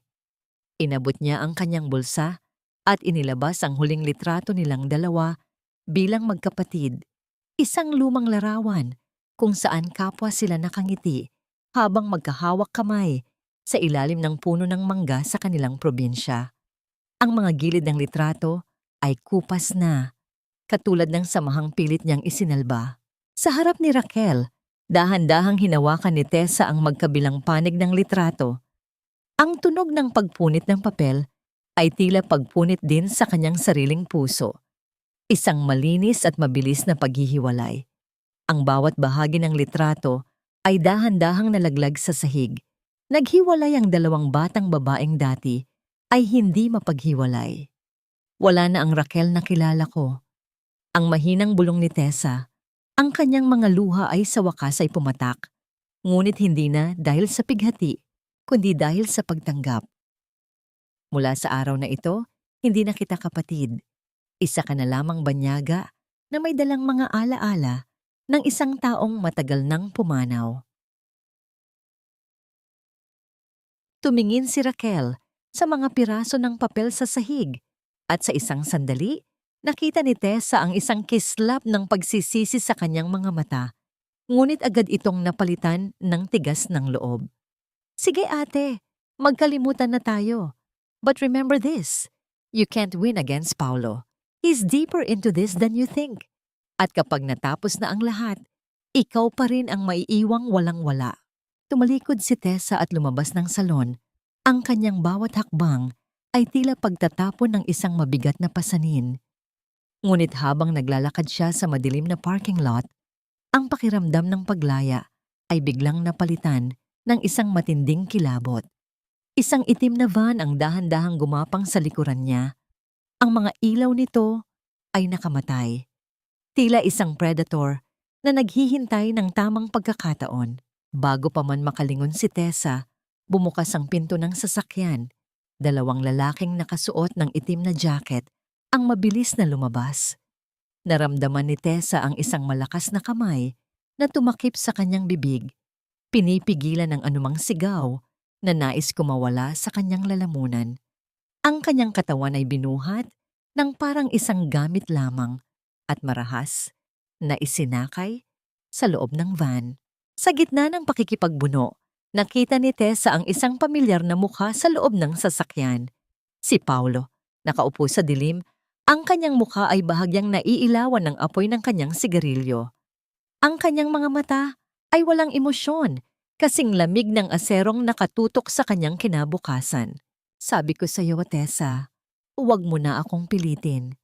Ang bulong ni Paulo, habang ang van ay mabilis na humaharurot palayo sa liwanag ng syudad, patungo sa isang destinasyong tanging ang kadiliman lamang ang nakakaalam.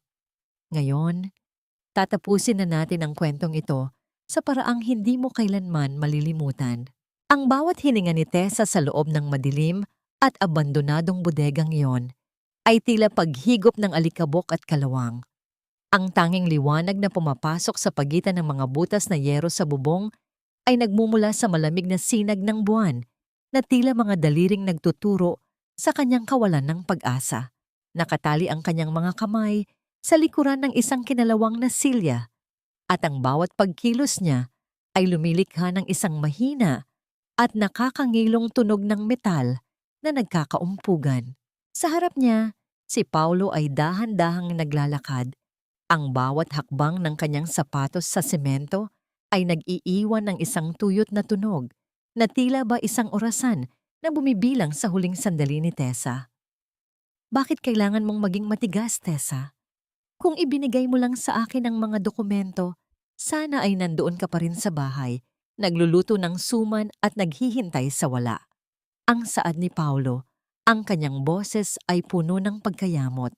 Naramdaman ni Tessa ang panginginig ng kanyang buong katawan, ngunit sa gitna ng kanyang takot, isang alaala ang dahan-dahang lumutang sa kanyang isipan. Naalala niya ang kanyang ina, ang malambot nitong tinig tuwing gabi, habang kinakantahan siya ng isang oyaye para patulugin. Sa gitna ng madilim na bodegang iyon, dahan-dahang ibinuka ni Tessa ang kanyang tuyot na mga labi. Isang mahina at nanginginig na himig ang lumabas sa kanyang lalamunan, isang lalabay na punong-puno ng pait at pangungulila. Ang boses ni Tessa ay tila isang maliit na kandila sa gitna ng malakas na bagyo. Ang pagkanta niya ay hindi para kay Paulo, kundi para sa sarili niyang kaluluwa na unti-unti nang nauubos.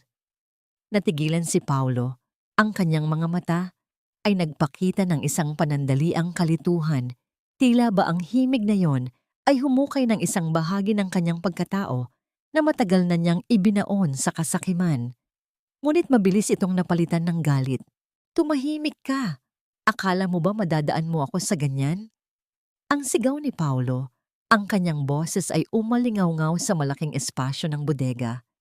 Itinaas niya ang kanyang kamay, tila handang saktan ng asawa, ngunit bago pa man ito dumampi sa balat ni Tessa, ang katahimikan ng gabi ay marahas na napunit. Isang matinding paghampas sa bakal na pinto ng bodega ang yumanig sa buong paligid.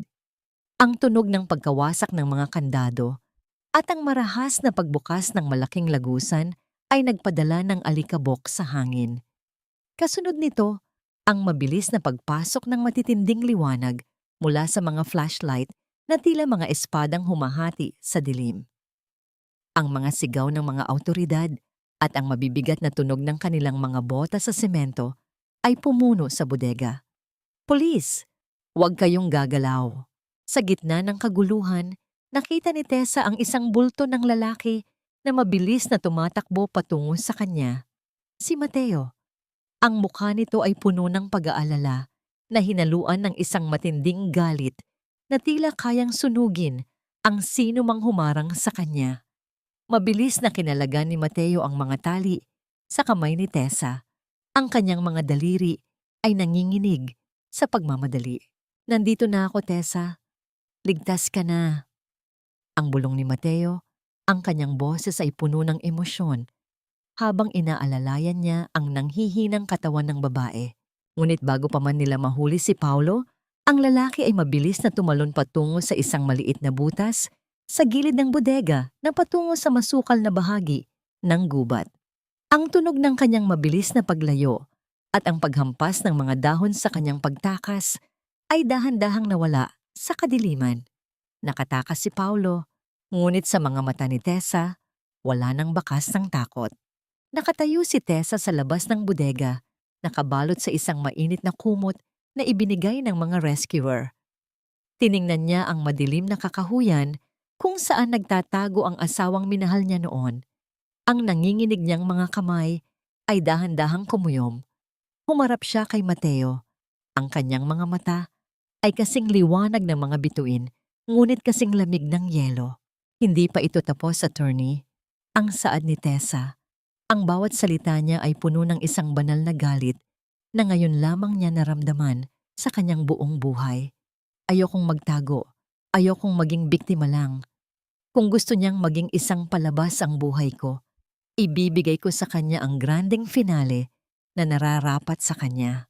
Hinawakan ni Mateo ang balikat ni Tessa. Tila nagtatanong. Tumingin si Tessa sa malayo, patungo sa liwanag ng syudad kung saan nakatayo ang mga Enriquez sa kanilang mga tore ng kasinungalingan.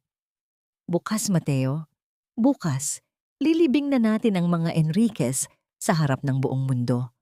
Isang pangako ang nabuo sa gitna ng madilim na gabing iyon. Isang pangako na ang bawat patak ng luhang inubos ni Tessa ay magiging isang baha na tatangay sa bawat aninong pilit siyang nilunod sa dusa.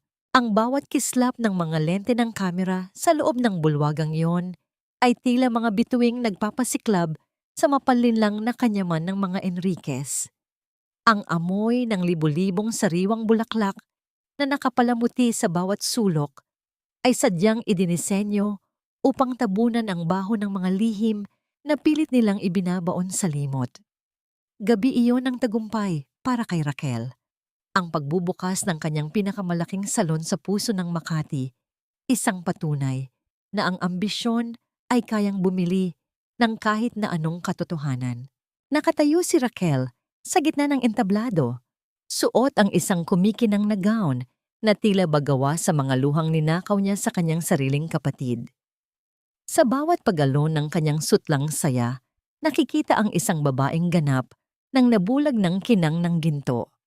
Sa tabi niya ay si Doña Celia, nakasuot ng kanyang pinakamahal na hiyas at may hawak na baso ng mamahaling alak.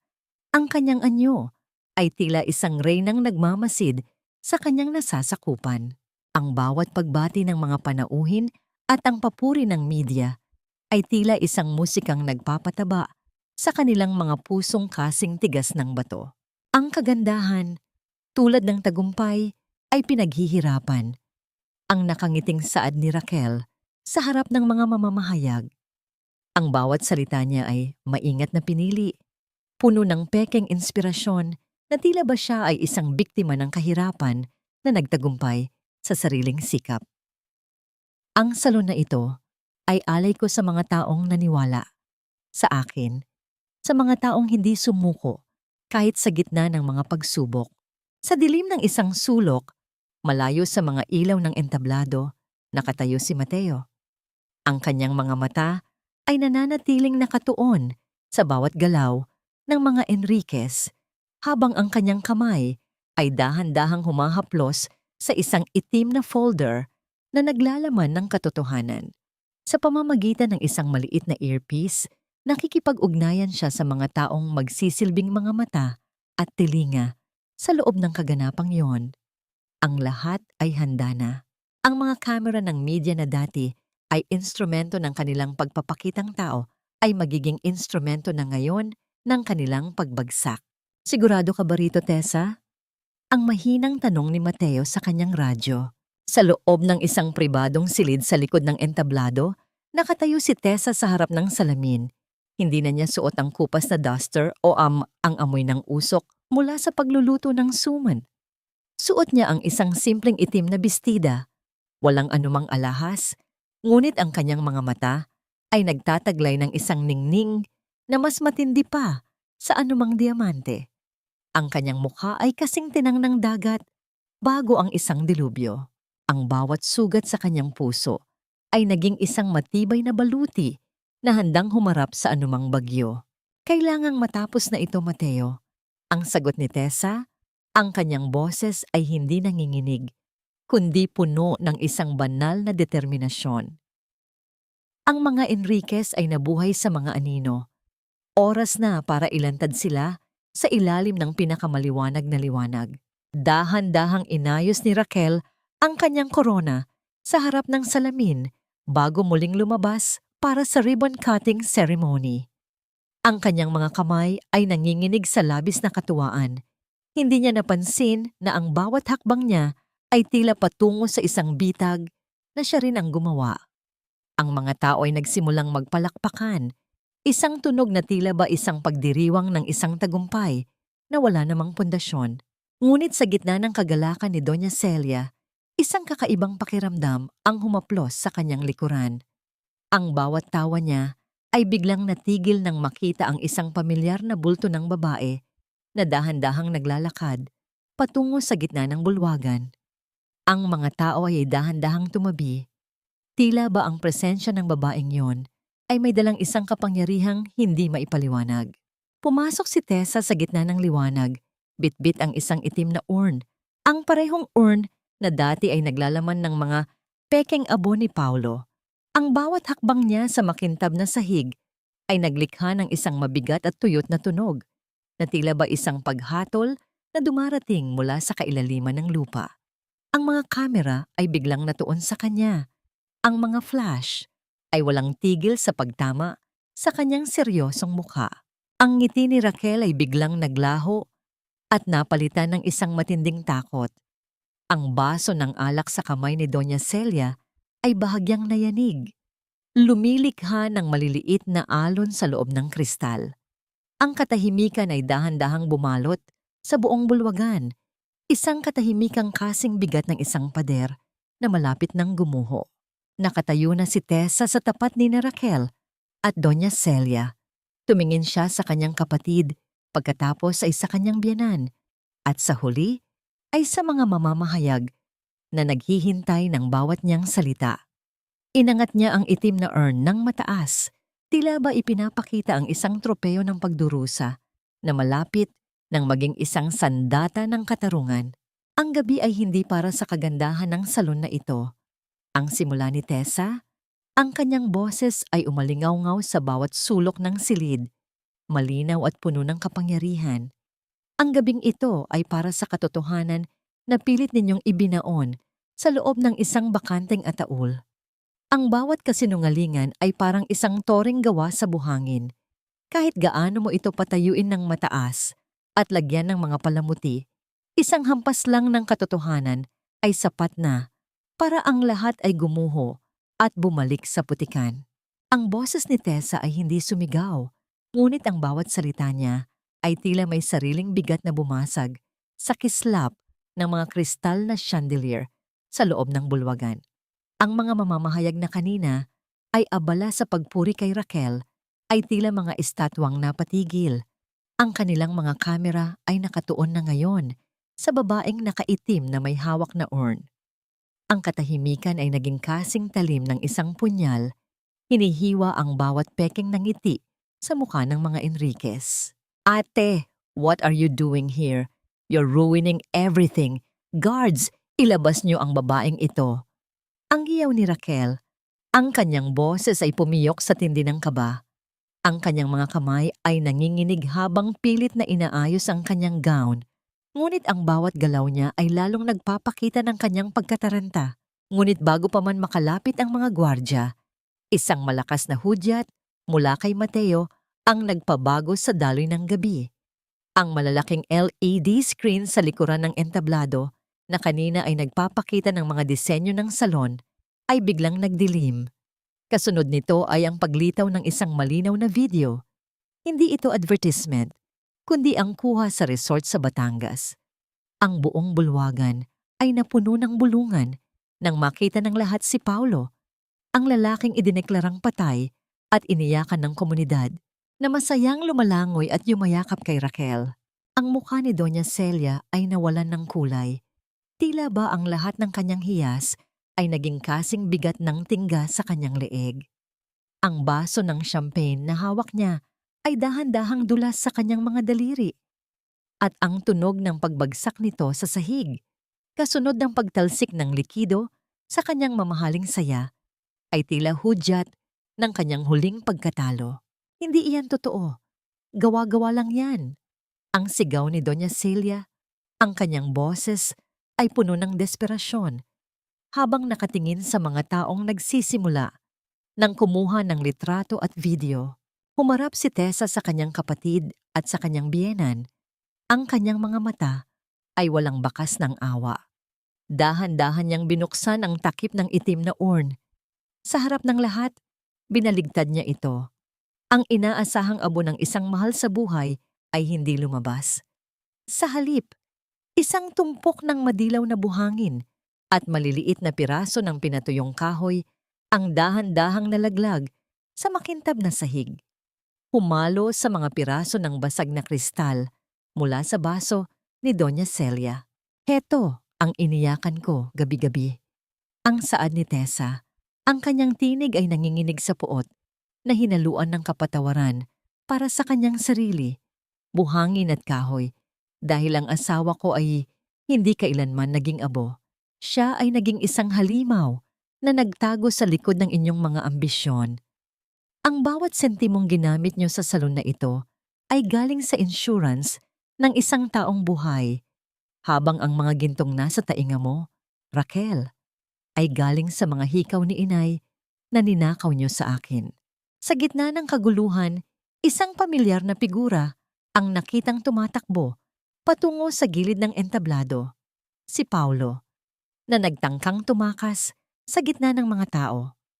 Ngunit ang mga pintuan ng bulwagan ay marahas na bumukas at ang mga awtoridad, sa pangunguna ng mga pulis na kasama ni Mateo, ay mabilis na pumasok. Ang tunog ng mabilis na pagtakbo ng mga bota sa sahig at ang pag-alingaw-ngaw ng mga utos na huminto ay pumuno sa paligid. Paulo Enriquez, you are under arrest for insurance fraud and falsification of public documents, ang sigaw ng isang opisyal. Sinubukan ni Paulo na manlaban, ngunit ang bawat galaw niya ay tila lalong naglulubog sa kanya sa kahihiyan. Ang media ay walang tigil sa pagkuha ng bawat anggulo ng kanyang pagkakahuli. Nakita ni Tessa kung paano dahan-dahang binalot ng mga bakal na posas ang mga kamay ng lalaking dati niyang pinagsilbihan ng may buong katapatan. Ang tingin ni Paulo kay Tessa ay puno ng puot, ngunit ang tanging isinagot ni Tessa ay isang payapang pagtitig. Isang pagtitig na nagsasabing ang kanyang mga kadena ay sa wakas ay naputol na. Si Raquel ay napaluhod sa gitna ng entablado. Ang kanyang korona ay nalaglag at gumulong sa putikan ng buhangin at alak sa sahig. Si Doña Celia naman ay tila nawalan ng malay. Inaalalayan ng mga taong kanina lang ay sumasamba sa kanya, ngunit ngayon ay may bakas na ng pandidiri sa kanilang mga mata. Nakatayo si Tessa sa gitna ng nagkakagulong bulwagan. Ang kanyang basket ng suman na dala-dala niya ay nakapatong sa isang tabi. Ang gabi ng grand opening ay naging gabi ng grand reckoning. Sa bawat flash ng kamera na tumatama sa kanyang mukha, naramdaman ni Tessa ang isang kakaibang init sa kanyang dibdib. Hindi ito ang init ng galit, kundi ang liwanag ng isang bagong umaga na dahan-dahang sumisikat sa gitna ng mga guho ng kanyang nakaraan. Ang tunog ng bakal na rehas na sumasara ay tila huling tuldok sa isang mahabang kwento ng pagdurusa. Isang malamig at matigas na ingay na naghihiwalay sa mundong puno ng laya at sa silid ng paniningil. Ang loob ng presinto ay kasing lamig ng semento, malayo sa kislap at bango ng salon na binuo ni Raquel at Paulo sa pamamagitan ng pagnanakaw. Ang amoy ng lumang papel, kape at usok ng sigarilyo ay pumuno sa paligid. Tila ba ito ang amoy ng realidad na pilit nilang tinakasan? Nakaupo si Doña Celia sa isang mahabang bangko. Ang kanyang mamahaling saya ay gusot na at ang kanyang mga hiyas ay wala nang ningning sa ilalim ng maputlang ilaw ng kisame. Sa unang pagkakataon, nakita ni Tessa ang kanyang biyenan na hindi na nagpapanggap na banal. Ang matanda ay walang tigil sa pagsasalita sa mga pulis. Ang kanyang boses ay nanginginig sa desperasyon. Wala akong kinalaman sa mga dokumentong yan. Si Paulo ang nag-utos sa akin. Pinilit niya lang akong manahimik dahil matanda na ako. Ang hiyaw ni Doña Celia, tinatalikuran ng sarili niyang anak para lamang maisalba ang sariling balat. Ang bawat salita niya ay tila isang laso na dumadaloy mula sa kanyang labi. Ang sukdulang pagtatraidor ng isang inang kasing sakim ng kanyang pinalaking anak. Sa kabilang bahagi ng selda, nakita ni Tessa si Raquel. Ang kanyang kapatid ay nakasandal sa kinalawang na rehas. Ang kanyang make-up ay burado na ng mga luha at ang kanyang buhok ay gulo-gulo. Wala na ang reyna ng salon. Ang natira na lamang ay isang batang babaeng takot at nag-iisa. Nang magtagpo ang kanilang mga mata, mabilis na umiwas si Raquel. Ang kanyang mga balikat ay nanginginig sa bawat hikbi na lumalabas sa kanyang lalamunan. Hindi ito luha ng pagsisisi para kay Tessa, kundi luha ng pagpapadiri sa kinabukasang mawawala na sa kanya. Dahan-dahang naglakad si Tessa patungo sa rehas kung saan nakakulong si Paulo. Ang lalaki ay nakaupo sa sahig. Ang kanyang polo shirt ay may bahid ng dumi at ang kanyang mga mata ay nakatingin sa kawalan. Nang maramdaman ang presensya ni Tessa, tumingala si Paulo. Wala na ang mapangaping ngiti Wala na ang talim ng kanyang mga banta. Ang tanging nakita ni Tessa ay isang lalaking ganap ng talo. "Tessa, tulungan mo ako." Ang pabulong na pagsamo ni Paulo, ang kanyang boses ay kasing gasgas ng tuyong dahon. "Alam mo namang ikaw lang ang mahal ko. Nagawa ko lang ang lahat dahil ayokong maghirap ka." Isang mapait at payapang nangiti ang sumilay sa mga labi ni Tessa. Inabot niya ang kanyang kaliwang kamay at dahan-dahang hinubad ang kanyang singsing sa kasal. Ang gintong nagmistulang kadena sa loob ng maraming taon. Ang bawat pag-ikot ng singsing sa kanyang daliri ay tila isang pagbaklas sa bawat kasinungalingang naniwala siya.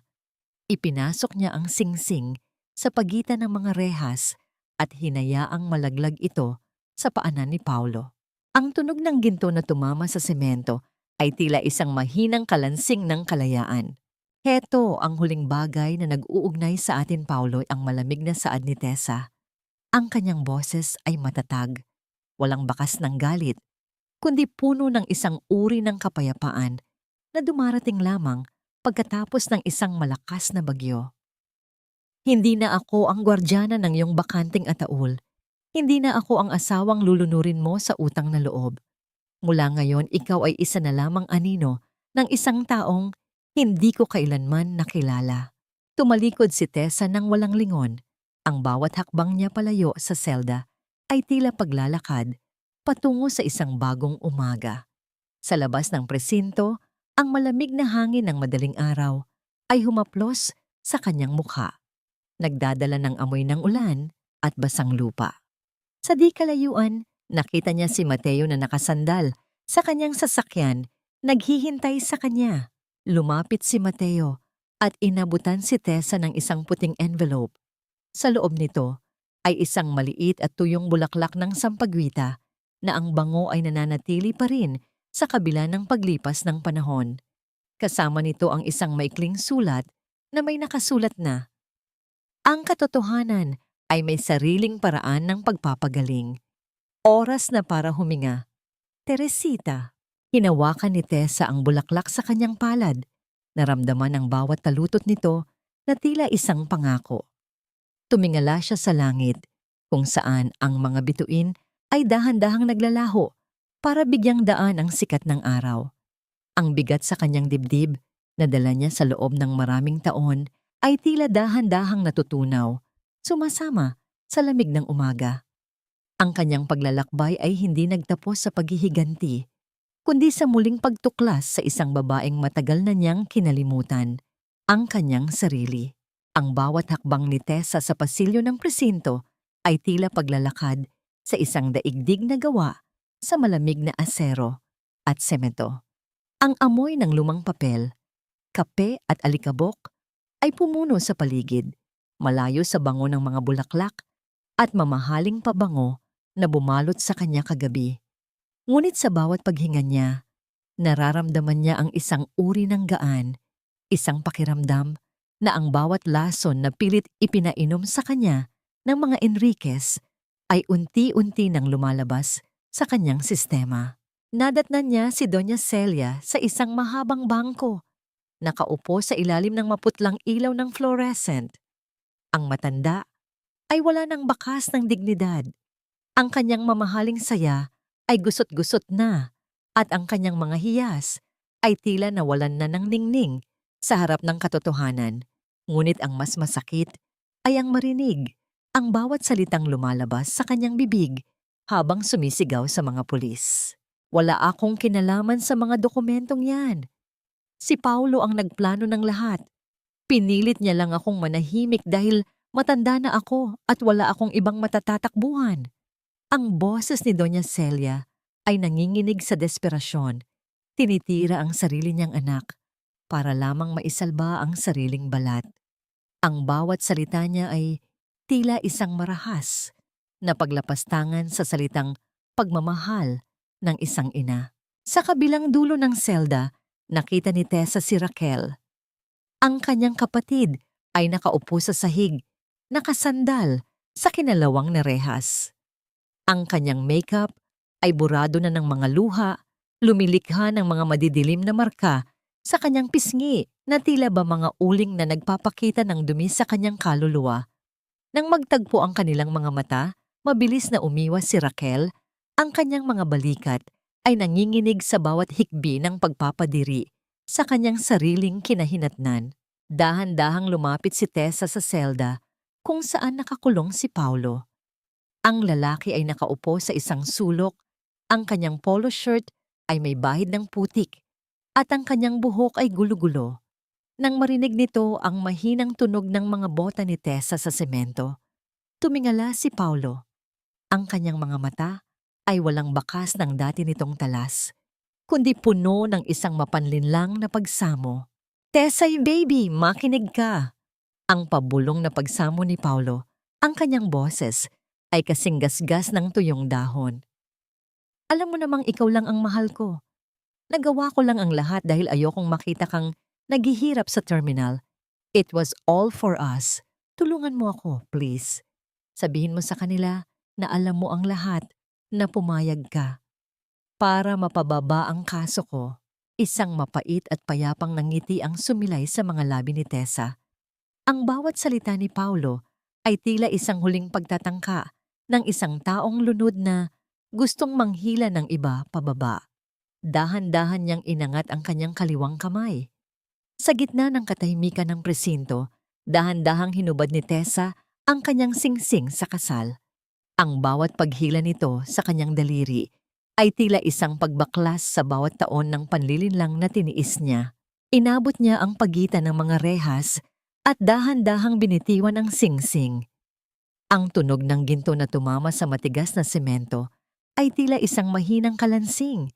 Ngunit para kay Tessa, iyon ang pinakamalakas na hudyat ng kanyang kalayaan. Ang singsing ay gumulong sa paanan ni Paulo. Nagmimisto lang isang pirasong basura sa gitna ng dumi ng selda.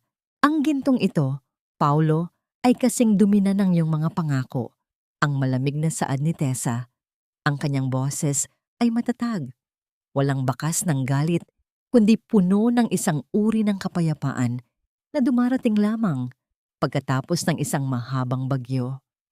"Hindi na ako ang gwardyana ng iyong bakanteng ataul. Mula sa araw na ito, ikaw ay isa na lamang anino ng isang nakaraang hindi ko kailanman muling babalikan." Tumalikod si Tessa nang walang anumang pag-aalinlangan.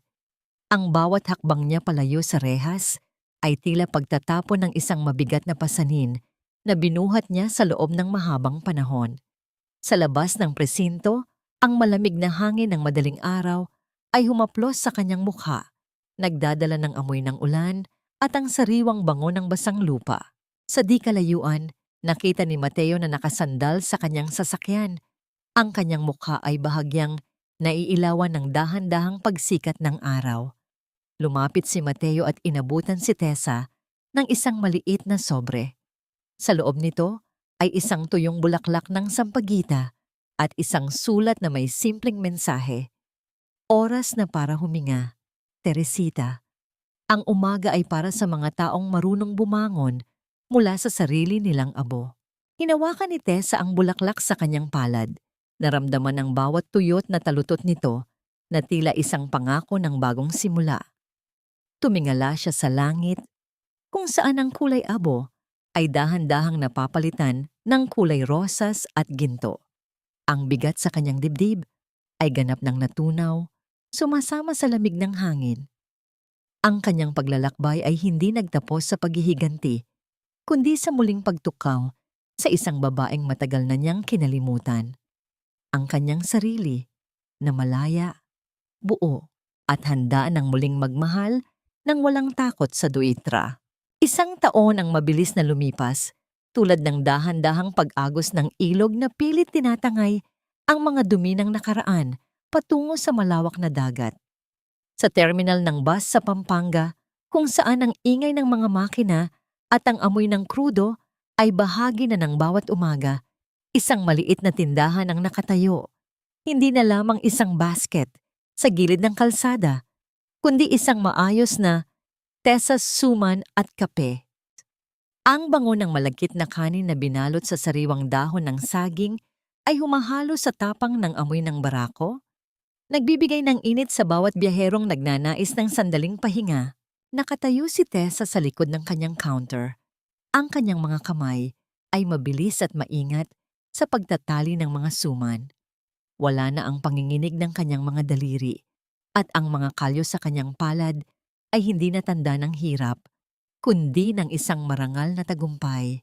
Suot niya ang isang malinis na apron at isang nangiting hindi napilit, kundi kasing liwanag ng sikat ng araw na tumatagos sa bintana ng kanyang maliit na kafe. Isang matandang suki ang lumapit sa kanya. Dahan-dahang inilapag ang bayad sa ibabaw ng kahoy na mesa. Tessa, narinig ko ang balita. Ang mga Enriquez daw ay tuluyan ng nahatulan sa Maynila. Pati ang kapatid mo, hindi ba? Ang mahinang tanong ng matanda. Ang boses ay puno ng pag-uusisa na hinaluan ng malasakit. Dahan-dahang itinigil ni Tessa ang kanyang paggawa. Tumingin siya sa malayo, sa dulo ng kalsada, kung saan ang mga bus ay dahan-dahang naglalaho sa abot tanaw. Ang katarungan, aling nena, ay hindi laging tungkol sa paghihiganti. Minsan, ito ay ang pagpapaubaya sa batas at sa tadhana na ayusin ang mga maling nagawa. Pinatawad ko na ang sarili ko sa pagiging bulag noon. At sila? Hinayaan ko na sila sa katarungang nararapat sa kanila. Sa bawat gabi bago siya matulog, hindi na niya naririnig ang bansa ng basag na urn. Ang bakanting ataol na dasol na dati ay sumasakal sa kanyang panaginip ay ganap ng naglaho. Natagpuan na ni Tessa ang tunay na kapayapaan, hindi sa piling ng isang lalaking kailangan niyang pagsilbihan, kundi sa loob ng kanyang sariling pagkatao na natutunang tumayo ng mag-isa.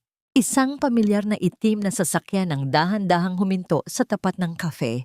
Bumaba mula rito si Mateo, bit-bit ang kanyang briefcase, ngunit wala na ang matigas na anyo ng isang abogado. Lumapit siya kay Tessa at ang tunog ng kanyang bota sa sahig ay tila isang pamilyar na musika sa pandinig ng babae. Inabutan niya si Tessa ng isang maliit na supot ng mga buto ng bulaklak. Para sa maliit mong garden sa likod, ang saad ni Mateo, ang kanyang boses ay puno ng init. Oras na para magtanim ng mga bagay na tunay na lalago at magbibigay ng bango. Nagtagpo ang kanilang mga mata at sa sandaling iyon, walang kailangan pang sabihin. Ang bawat haplos ng hangin sa kanilang paligid ay tila isang pangako ng isang pagkakaibigang dahan-dahang nagiging mas malalim. Hinawakan ni Tessa ang supot ng mga buto, naramdaman ang buhay na nakatago sa loob nito. Salamat, Mateo, para sa lahat. Ang mahinang tugon ni Tessa. Sa huling bahagi ng araw, habang ang kahel na kulay ng langit ay dahan-dahang nagiging lila, naupo si Tessa sa labas ng kanyang kafe. Tumingala siya sa malawak na papawirin at huminga ng malalim. Ang bawat luhang inubos niya noon ay naging pataba sa lupang kinatatayuan niya ngayon. Ang kanyang kwento ay hindi nagtapos sa abo, kundi sa isang binhing handa ng mamukadkad sa ilalim ng bagong umaga. Ang pag-ibig, sa huli, ay hindi ang pagpapakasakit hanggang sa mawalan ka ng sarili. Ang tunay na pag-ibig ay ang pagpapahalaga sa katotohanan, ang lakas na bumitaw sa mali, at ang tapang na muling maniwala na pagkatapos ng pinakamahabang gabi ay laging may sikat ng araw na naghihintay.